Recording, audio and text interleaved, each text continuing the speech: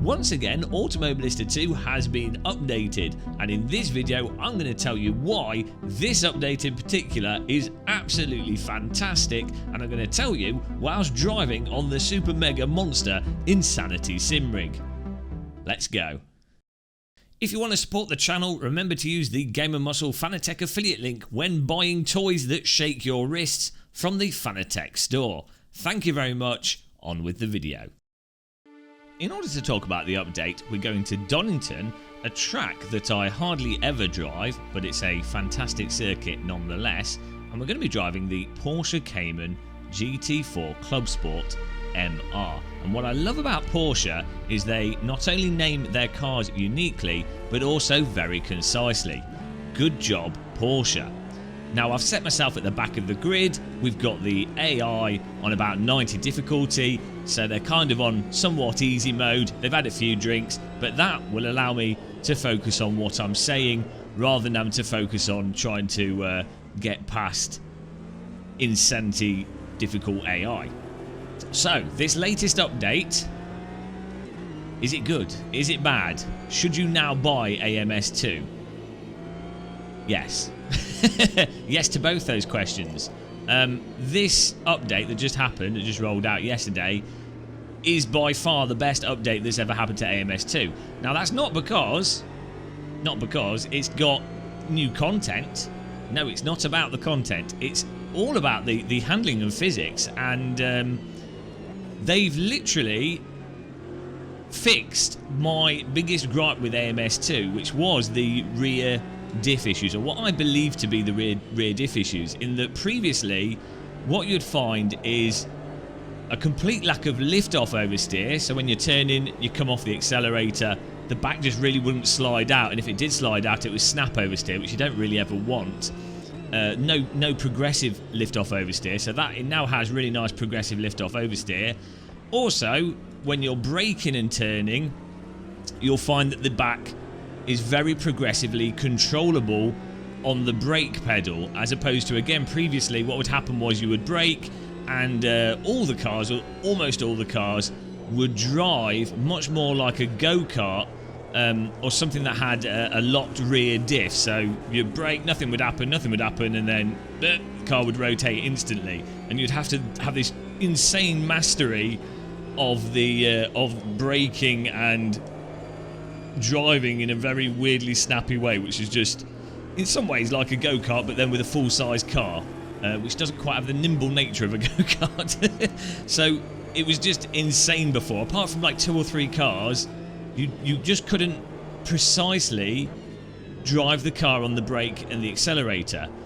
Also, previously, to get the cars to turn into the corner, again, because I think because the diff was effectively locked, you had to basically just drive on the throttle. You'd get on the throttle and that would get the back out and you'd have progressive control of it, but you couldn't use the brake or the lift off to get the car to go through the corners. Whereas now you can drive the car equally as much on the throttle or on the brake pedal. It doesn't really matter. You can just choose. You can choose which you want to do, which is very enjoyable from a driving perspective. And also, you've of course got the steering wheel, which is what most people use to actually drive a car with. So you've got the three methods of actual input control, which then gives you that driving, dancing joy and playfulness that personally is why I like driving race cars, or simulated race cars. It's the fact that you've got a very detailed physics object with a lot of depth that you can move around different tracks. In a lot of different ways. You can keep trying different things out. You can use your brake, you use your accelerator, you use your steering wheel, you can be aggressive, you can calm it down, you can choose if you're wearing the fronts out, if you're wearing the backs out. There's loads of options. That's what makes driving sims really fun and deep and compelling, and possible to waste your entire life on. And yes, in short, previously, apart from a couple of cars, that really just wasn't the case. Whereas now, since this latest update, all the cars I've driven so far drive like cars, which is pretty significant for a simulator. So if you were on the fence for AMS2 and you tried it before and you were like, what on earth, now is 100% the time to get into it. And now, from my point of view, is the point where I think if someone likes realistic driving games or driving games in general, this is now the point to buy AMS2. The cars are genuinely fun to drive. Now, it does still have AMS2 physics and Madness Engine's aspects of Madness Engine physics, or its own physics character, like every driving simulator. So you know, you may or may not like how the car's handling it compared to some other simulator, but to be honest, that doesn't really bother me. Like, I think with any driving simulator, once you've got to the point where you've got pliable grip that you can mess around with and the actual basic dynamics of a vehicle, it's effectively at a point where each sim is almost like its own different type of real-world tyre compound, or each sim is also kind of like its own real-world vehicle, in that all different tyres and all different real-world vehicles have a kind of different handling character to them.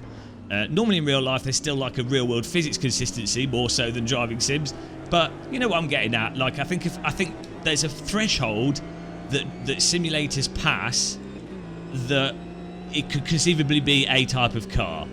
And on top of that, you have different types of cars in those simulators. And I think once the sims pass that threshold, yeah, different people may like or not like it, or prefer different simulators. But fundamentally, you're using the same skill set, and that to me that's good enough for a simulator. Because I'm not actually that picky. As long as I feel like I'm in control of the vehicle and I can feel what the vehicle's doing, I'm a happy shopper, happy camper. So yeah, absolutely. From a raw driving perspective, the update is absolutely phenomenal. Total game changer. Absolute game changer. Change your underwear game changer. Now, to be a critical bugger, because I know you guys like me being critical, hypercritical, I will say I do think that the cars in AMS2, or the grip levels, do seem a little bit slippy. Like there's still that lack of absolute bite feeling in AMS2. So especially if you're going from a simulator like the original Assetto Corsa or iRacing, the cars do not feel as bitey on the road surface. You do have much more of a slidey car character. Pow! Instant car change, and this is the Metal Muro MXR. I don't know, but it's kind of like a Radical, and Radicals are the best cars, so that's all you need to know, and that's all that matters. So, finished that last race, so I've jumped to this one at Oulton Park in this speedy track day car. Yeah, the grip levels, personally, to me, it doesn't feel like a fully rubbered in track. In AMS2, you can actually choose how rubbered in the track is. You can have it naturally progress, or you can have it just completely rubbered in. With it completely rubbered in and with what would be slick tyres, to me it comes across, the grip levels come across more as if it was like some kind of track day tyre. They're not like road tyres, but it's like a track day tyre or something, with the track not totally rubbered. It's not particularly bitey. It's still a little bit sloppy. Still fantastically fun to drive. So you know, it's more of a nitpick, but I think it'd be nice if it was a little bit more peaky, a little bit more bitey initially. To me, that would be more realistic and probably a little bit more fun. But that's kind of getting nitpick character. As I say, if it drives like a car, it drives like a car. That's the main thing that matters. Now, really, why I'm actually really excited about the update and how it drives now is that it now allows you to just focus on the components of AMS2, which are the reasons why I was so excited for AMS2 in the first place. And that is because it's the Madness engine, which, as you remember, Project Cars 2 was based on. It has all those features that you typically don't get in a simulator, and you normally get in your sort of AAA titles, and you just get that utility. So you can create your own server straight away from inside of the game, invite your friends in, and it actually works bloody good. Yesterday we did 4 hours of AMS2 since after the update. I just hosted the session, invited people in, we were jumping from track to track, and it was as if we were racing on a hosted server. Like, the netcode was perfectly fine, just bloody good fun racing. And if you're just a normal person, you could, with a couple of friends, you can invite them in, and I believe you can still add in AI, fill up a grid, and just have a race with your friends with AI filling it out. Just have a good bloody time driving different cars on different tracks. And obviously, this has a whole bunch of cars that you probably never heard of before, as well as cars you've heard of before, like GT3 and what have you. But also a ton of tracks, all just in the game, ready to go. And you can then drive them at different times of day, different weather. You could just mess around and have a good bloody time. It removes so much of that complexity and so much of that in ease of access that you typically get with traditional driving simulators. It's like an ease of access simulator, which I think is going to get more, can get more people into sims, more people into racing games. And then combined with the fact that this, I mean, the physics in this absolutely destroy stuff like F1 2021 and lots of other, like GT Sport. This is way better handling and physics than GT Sport, for example. It's on the same level as other PC simulators, in some ways better and in some ways worse. Then you also have the advantage that it looks absolutely gorgeous whilst running at a really solid frame rate. So you don't need a supercomputer to have it still look amazing. I mean, I say that whilst playing this on a supercomputer. But I can tell you, having used these LG 55-inch screens, I'm not running them at 4K each. These are running at 7680 by 1440 at the moment. Even at 7680 by 1440, it can be a struggle to get 120 FPS with high settings in all the simulators. But with MS2, it's just totally smooth. Max grid, almost max graphics. I think I've turned some particles down and some little things down, but it just runs absolutely fantastic. And that also means that if you play it in VR, you're going to have something that looks absolutely phenomenal, but it runs well, which, again, graphics combined with good frame rates makes VR just so nice to actually use, and adds a lot to the immersion of VR. So a fantastic title for people that have got a VR headset and just want a phenomenal driving game to play in VR. So it's really like it's hyped me up, this update. I don't know, how long has it been, like a year and a half since MS2 came out, and I was like, this was the potential that I sort of saw in it and was hoping for, because I was personally a really big fan of Project Cars 2. We played it loads when it first came out, and I just wanted basically Project Cars 2 but with better physics. And well, here we are. so good. And knowing Reiza, they're just going to keep working on it and improving it. I mean, the amount of work they put on this is non-stop. It's non-stop improvements. Oh dear. I mean, for those of you that don't know as well, this game also has, well, at the moment with Alton Park, this is MSV tracks. All the MSV tracks are laser scanned circuits. They've just updated, in the update, Monaco. I believe it's a laser scanned version of Monaco. It's a proper nice modern version of Monaco. We're playing that with the go-karts. I'd have to do a separate video on that, but again, it runs great, looks phenomenal. And then you've got like the absolutely mental tracks from Brazilian tracks that you just don't see in any other sim. So you have stuff in this sim that really makes it worthwhile in and of itself. I think there's a lot of sims on the market, or a lot of different driving games on the market, and it's kind of like, well, why am I bothering with them? Like, you have to have a sim has to have its unique features to justifying you playing it. So iRacing, personally, I'm not a big fan of the handling of this. This has better handling on the limit than iRacing by far. Under the limit, iRacing is better than this. But iRacing has its online ranking system and matchmaking. So it's like, that's why you play iRacing, to get your iRating EP higher, because you can use that at bars to chat up women, obviously. But you've got your iRating, the matchmaking in iRacing, and oval racing. It's not in any other sim really. So fantastic. Assetto Corsa, you've got incredible end drive, drifting, the actual handling of the vehicles, any car and track, Amazing Formula vehicles. I mean, the Assetto Corsa, they use it at bloody training centres, and they also use it for a lot of the official Formula 1 promotional material, and then failed to mention they're using the Assetto Corsa half the time. You know, so it really stands out as its own thing. Also runs great in VR. Race Room has its like cheaper ranked system and some really nice force feedback, and also some really great road cars and amazing audio.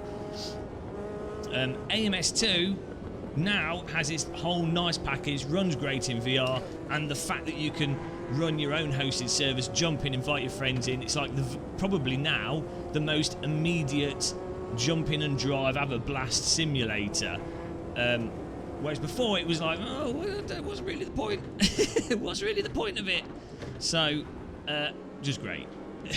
Summarised, just great. Now, another part of the update that they have done is they've added a basic ranking system, but it's not because there's no matchmaking or anything. It's basically exactly the same as Project Cars 2 ranking system was, where it just tracks your results. I think it's ELO based. If you turn ranking on your servers or you join a ranked server, you the pace car is out of control. Well, thank you for subscribing to my Twitch channel. Don't know if you guys could hear that, but yeah, it's got the ranking system in it where it's just a basic ranking system where if you beat someone, you gain ranking. If they beat you, they can take a bit of ranking off you, and it tracks your safety as well. And it just acts as like a filter for your public servers, where you can just set a minimum rating threshold. It's exactly the same as the Project Cars 2 rating system. I think Reiza are looking to expand that in the future. I wouldn't really call it a full rating system, but it can still be quite handy for rooting out people that are just constant wreckers when it comes to hosting public servers. And it's a really nice just free addition to have to the sim. And it's also nice, I think, because it does track your results in your profile on the game, so it does give a little bit more motivation, even when you're racing on public servers, to actually bother to finish races, or as a reward outside of the race that you've done, to go, oh yeah, you've won something, you've won this race, it's tracked on your profile, and you've also gained or lost a bit of rating. So I don't know if it's I don't know how much they're going to change it in the future, but I think it's a really nice thing to have as just a general basic feature, and I'm surprised more sims don't do it. I really hope though that Reiza in the future do like actually a proper ranking, like a hosted server type situation, something like what Race Room has, with like ranked lobbies of some kind, would be absolutely phenomenal. But I don't think that's going to happen anytime soon. But yeah. Great update. I don't want this video to go on too long, but all I can say is absolutely fantastic update, and the hype train has got some coal in it for AMS2. The hype train is left the station. Good job, Reiza. Before I end the video, everyone, I'm going to get a comment. I'll probably get a comment. They'll do it and they won't watch the video and be like, "What's that?" And you can reply to them if you want to for me. This LED light is available if you want to get one, because everyone asks about it. LED flag light, link in the description for the LED flag light. The wheel that I'm using, Fanatec Podium DD wheel. Of course, if you're buying any Fanatec stuff, use my link in the description. That supports the channel. And the screens, as I said earlier, are LG C1 55-inch screens, triple screen setup. I've zoomed the camera in. And that's why it looks like this and what's going on there.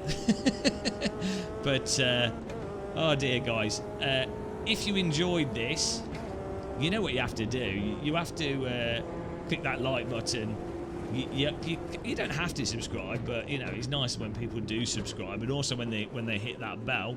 But also remember that we are live streaming on Twitch due to YouTube being weird when it comes to live streams. So if you're wondering, oh, where's the content gone? Why is there no YouTube live streams? Well, that's because we've been doing a lot of live streaming on Twitch. So go and follow our Twitch channel if you want to actually join in racing with us on AMS2, or if you want to do salt mining with us when we play iRacing, the ultimate salt mine simulator. But that is indeed it for this video. We're just coming to the final few corners of this lap. We've got to finish the race, even if we're basically last.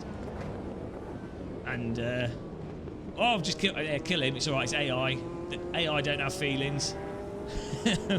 I will be jumping in to this and doing more videos soon, where we'll be. I'll talk about the individual cars and we'll go through the cars, because the handling is fun now that you can actually go through the different cars and we can talk about the handling of the different cars and what's fun and what isn't fun about them. Beautiful, beautiful. But there we go. Race over. Thank you very much for watching, guys. Until the next one, happy tea drinking and goodbye.